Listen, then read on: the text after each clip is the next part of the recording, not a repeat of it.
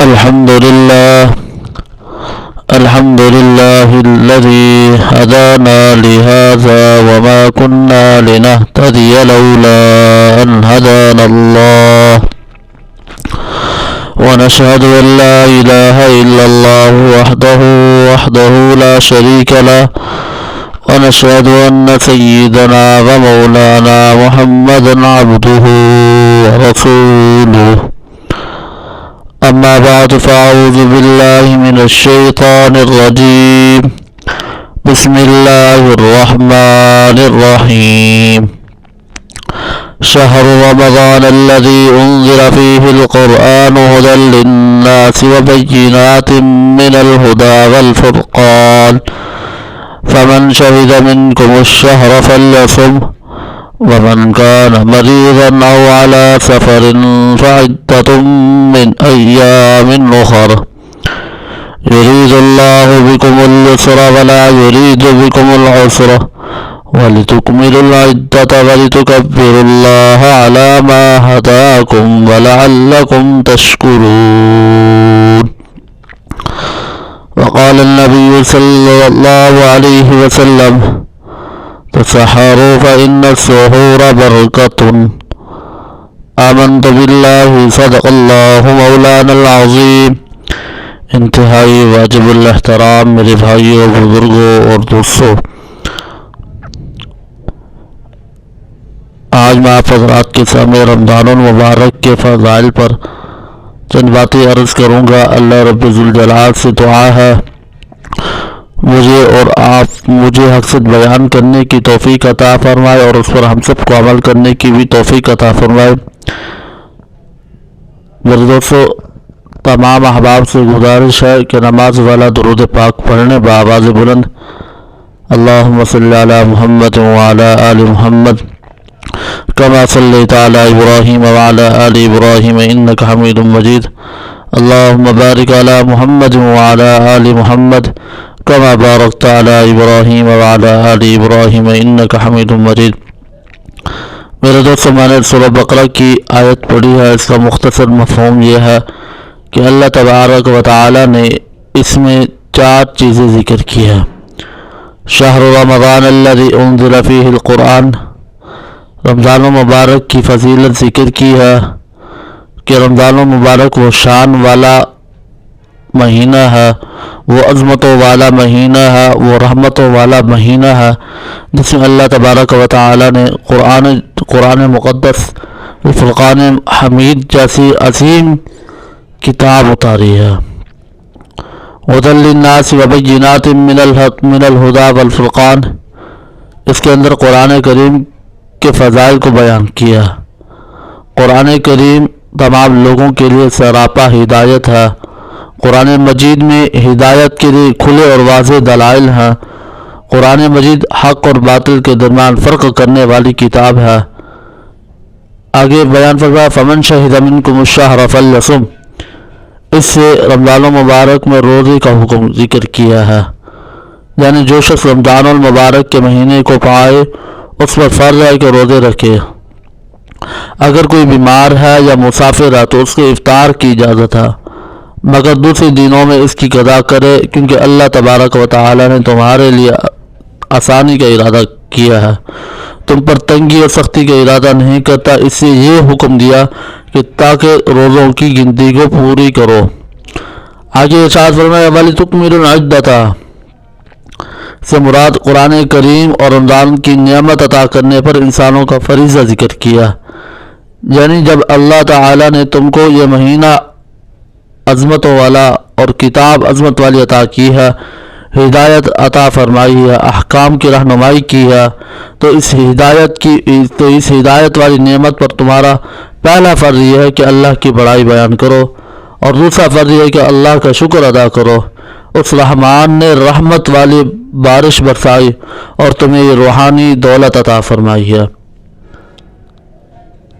میرے دوستو، اللہ تبارک و تعالی فرماتے ہیں، حدیث پاک کے اندر آتا ہے کہ اللہ تعالی فرماتے ہیں کہ انسان کے ہر عمل کا ثواب 10 گنا سے 700 گنا تک دیتا ہوں۔ جتنا عمل میں اخلاص زیادہ ہوتا ہے اتنا ہی ثواب بھی زیادہ ہوتا ہے۔ روزہ صرف میرے لیے ہے، کیونکہ روزے دار صرف میری رضا کے لیے کھانا پینا خواہشات کو چھوڑتا ہے۔ اسی اللہ تعالیٰ فرماتے ہیں کہ روزے دار کو جزا بدلہ میں خود خدا ہی دوں گا۔ دوسری روایت میں ہے وَأَنَا أَجْزَىٰ بِهِ کہ روزے دار کی جزا اور بدلہ میں خود ہی آپ بن جاتا ہوں۔ قیامت کے دن روزے دار کو اپنی خاص تجلی کا دیدار کراؤں گا۔ روزے دار کے لیے دو خوشیاں ہوں گی، ایک خوشی افطاری کے وقت جب خشک پیاس بھوک دور ہوتی ہے اور ہونٹ تر ہو جاتے ہیں، دوسری خوشی آخرت میں جب اللہ تبارک و تعالیٰ کی ملاقات کرے گا، یہ روحانی خوشی ہوگی۔ بھوک کی وجہ سے معدے سے جو بو اٹھتی ہے منہ سے نکلتی ہے، تو روزے دار کی یہ منہ والی بو اللہ کے نزدیک مشک و عنبر سے بھی زیادہ خوشبو ہوتی ہے۔ تو میرے دوستو، حدیث پاک کے اندر آتا ہے کہ حضرت سلمان فارسی رضی اللہ تعالی عنہ کی روایت ہے کہ وہ فرماتے ہیں کہ جناب محمد رسول اللہ صلی اللہ علیہ وسلم نے شعبان کے آخری ایام میں رمضان مبارک کے استقبال کے لیے خطبہ ارشاد فرمایا، جس شان والے مہینے کی تمہیں انتظار تھی، وہ عظمت فضیلت برکت والا مہینہ رحمت سایہ کرنے والا کر کے آ چکا ہے۔ بادل کا سایہ بے وفا ہوتا ہے مگر رمضان کا سایہ وفادار ہوتا ہے۔ وہ منظر کیسا ہوگا کہ جب پیغمبر علیہ الصلاۃ والسلام نے اپنی زبان فیض ترجمان سے یہ نورانی خطبہ دیا ہوگا۔ خطیب بھی شان والا جو کائنات کا سردار، خطبہ سننے والے بھی سامعین صحابہ کرام وہ بھی شان والے جو امت میں سے افضل ہیں، اور خطبے بھی شان والا جواہر و موتی و لال تھے جو آپ کی زبان مبارک سے نکل رہے تھے۔ حضور خطبہ دے رہے تھے، صحابہ کا نورانی چہرہ دیکھ کر نورانی خطبہ سن رہے تھے۔ فرمایا شہر عظیم شہر مبارک، رمضان عظمت والا مہینہ ہے، برکت والا مہینہ ہے۔ کیسی عظمت اور برکت والا مہینہ ہے۔ حدیث پاک کے اندر آتا ہے کہ حضرت ابو ہریرہ رضی اللہ تعالی عنہ سے روایت ہے کہ جناب محمد رسول اللہ صلی اللہ علیہ وسلم نے ارشاد فرمایا کہ جب رمضان المبارک کی پہلی رات ہوتی ہے، شیاطین سرکش جنات کو جکڑ دیا جاتا ہے، قید کر دیا جاتا ہے، اور جہنم کے دروازے بند کر دیے جاتے ہیں۔ کوئی دروازہ نہیں کھلا ہوتا، جنت کے سارے دروازے کھول دیے جاتے ہیں اور کوئی دروازہ بند نہیں ہوتا۔ امام بخاری رحمۃ اللہ علیہ کی روایت ہے، حضرت ابو ہریرہ سے روایت کرتے ہیں، وہ فرماتے ہیں کہ آسمان کے دروازے کھول دیے جاتے ہیں اور رحمت کے دروازے بھی کھول دیے جاتے ہیں۔ یہ سب اس مہینے کی برکات ہیں۔ حضرت ابن عمر رضی اللہ تعالی عنہ سے روایت ہے کہ حضور پاک صلی اللہ علیہ وسلم نے ارشاد فرمایا کہ رمضان المبارک کے مہینے کے لیے پورا سال جنت کو مرصع و مزین کیا جاتا ہے، سنگارا سنوارا جاتا ہے۔ پھر فرمایا کہ جب رمضان المبارک کا پہلا دن ہوتا ہے، عرش الہی کے نیچے درختوں کے پتوں سے ہوا چلتی ہے، حوروں پر حوریں بھی خوش ہو کر کہتی ہیں، اللہ جن تیرے بندوں نے رمضان کی قدر کی ان کو ہمارا شوہر بنا دے، وہ ہمیں دیکھ کر اپنی آنکھوں کو ٹھنڈا کریں اور ہم ان کو دیکھ کر خوش ہوں۔ یہ رمضان کی برکات ہیں۔ پھر فرمایا اس رمضان المبارک میں ایک رات ہے جس کو لیلۃ القدر کہتے ہیں، یہ ایک رات 1000 مہینے سے بہتر ہے، یعنی اس ایک رات کی عبادت ایک طرف اور 1000 مہینے کی عبادت ایک طرف۔ ابو داؤد شریف کے اندر روایت ہے، حضرت ابو ہریرہ رضی اللہ تعالی عنہ روایت کرتے ہیں، حضور پاک صلی اللہ علیہ وسلم نے ارشاد فرمایا جس نے اخلاص کے ساتھ ثواب کی نیت سے اور ایمان کے ساتھ لیلۃ القدر میں عبادت کی، اللہ تعالیٰ اس کے پہلے گناہ معاف فرما دیتے ہیں۔ حدیث پاک کے اندر آتا ہے کہ اللہ کے محبوب صلی اللہ علیہ وسلم نے ارشاد فرمایا اللہ تعالیٰ نے رمضان مبارک کے روزے فرض کیے ہیں اور رمضان کی راتوں میں عبادت تراویح کو نفل کیا ہے، یعنی اپنے قرب کا ذریعہ بنایا ہے۔ حضرت ابو ہریرہ رضی اللہ تعالی عنہ کی روایت ہے کہ حضور پاک صلی اللہ علیہ وسلم نے ارشاد فرمایا جو بندہ ایمان اور اخلاص ثواب کی نیت سے رمضان کے روزے رکھے گا اللہ اس کے گناہ معاف فرما دیں گے، اور فرمایا جو ایمان اخلاص اور ثواب کی نیت سے رمضان کی راتوں میں عبادت کرے گا اللہ اس کی گناہ بھی معاف فرما دیں گے۔ ایک اور حدیث پاک کے اندر آتا ہے کہ حضور پاک صلی اللہ علیہ وسلم نے ارشاد فرمایا جس نے رمضان المبارک میں اللہ کا قرب حاصل کرنے کے لیے کوئی نیکی کی یا نفل پڑھی اس کو دوسرے مہینوں میں فرض نماز پڑھنے کے برابر ثواب ملے گا۔ جسے رمضان المبارک میں ایک فرض ادا کیا اس کے دوسرے مہینوں میں 70 فرض پڑھنے کے برابر ثواب ملے گا۔ یہ ایسا شان والا مہینہ ہے، اس میں نیکی کا ثواب بڑھا دیا جاتا ہے۔ یہ مہینہ صبر کا مہینہ ہے، صبر ثواب نقد جنت ہے، کیونکہ اس مہینے میں دن کو انسان کھانے پینے جماع خواہشات نفسانی سے صبر کرتا ہے، اور پورا مہینہ خلاف شرع کاموں سے بھی صبر کرتا ہے۔ اللہ تعالیٰ فرماتے ہیں میرا بندہ تو صبر کر میں تجھے انعام میں جنت عطا کروں گا۔ حدیث پاک کے اندر آتا ہے کہ حضور پاک صلی اللہ علیہ وسلم نے ارشاد فرمایا جنت میں 8 دروازے ہیں اور ایک دروازے کا نام ریان ہے جس کا معنی سیرابی کا ہے، کیونکہ روزے دار اللہ کی رضا کے لیے بھوکا پیاسا رہتا ہے، اس لیے اس کو قیامت کے دن ریان دروازے سے داخل کیا جائے گا۔ جب اس سے داخل ہوگا تو اس کی بھوک اور پیاس ختم ہو جائے گی۔ یہ اللہ کی طرف سے صبر پر انعام ہوگا۔ صبر کی 3 قسمیں ہیں میرے دوستو، صبر علی المعصیت تکلیف و مشقت پر صبر کرنا، صبر علی المعاصی گناہ سے رکنا، صبر علی الطاعات نیکی کے کاموں پر قائم رہنا۔ اس لیے وہ انسان کامیاب ہوگا جو روزے کو حقیقت و آداب کے ساتھ بجا لائے گا۔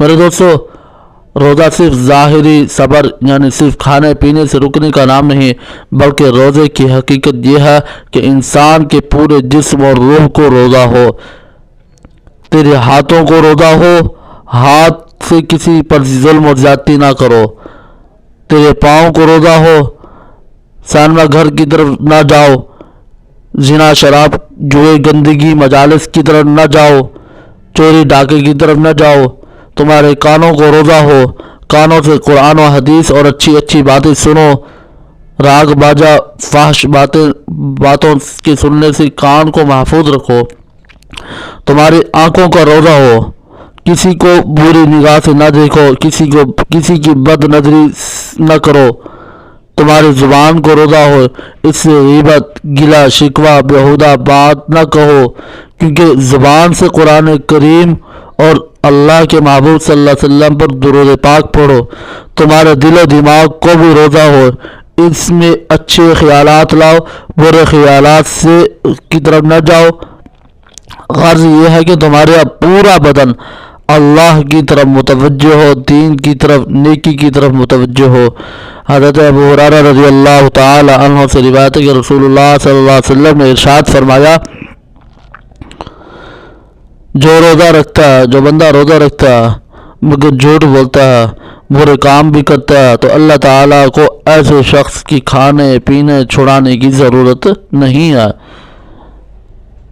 حدیث پاک کے اندر آتا ہے کہ حضرت ابو ہریرہ رضی اللہ تعالی عنہ سے روایت ہے کہ حضور پاک صلی اللہ علیہ وسلم نے ارشاد فرمایا بہت سے روزے دار ایسے ہوتے ہیں جن کو بھوکے پیاسے رہنے کے سوا اور کچھ نہیں حاصل ہوتا، اور بہت سے رات کو عبادت کرنے والے بھی ایسے ہوتے ہیں جن کو بیدار ہونے کے سوا اور کچھ نہیں حاصل ہوتا۔ یہ وہی لوگ ہیں جنہوں نے روزے کو اس کی حقیقت و آداب کے ساتھ نہیں رکھا۔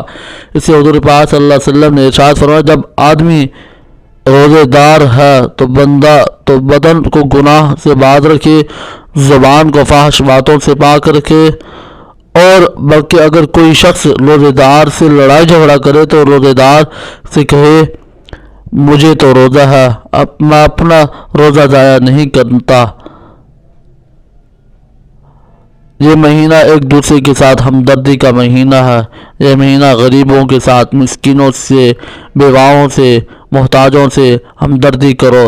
مساجد مدارس میں جو دینی طلباء جو دین کا کام کرنے والے ہیں قرآن و حدیث پڑھانے والے ہیں اور پڑھنے والے طلباء ہیں، ان سے ہمدردی کرو۔ اس مہینے میں بھوکے پیاسے رہنے کی مشق کرائی گئی ہے تاکہ جو بھوکا پیاسا محتاج ہے اس کے ساتھ ہمدردی کا جذبہ پیدا ہو، اور جناب محمد الرسول اللہ صلی اللہ علیہ وسلم بھی اس مہینے میں انسانوں سے زیادہ ہمدردی کیا کرتے تھے۔ ایک حدیث سناتا ہوں۔ میرے محبوب کریم صلی اللہ علیہ وسلم نے ارشاد فرمایا، جب رمضان المبارک شان والا مہینہ آتا ہے تو حضور پاک صلی اللہ علیہ وسلم ہر قیدی کو رہا کر دیتے تھے اور ہر مانگنے والے کی ضرورت پوری کرتے تھے۔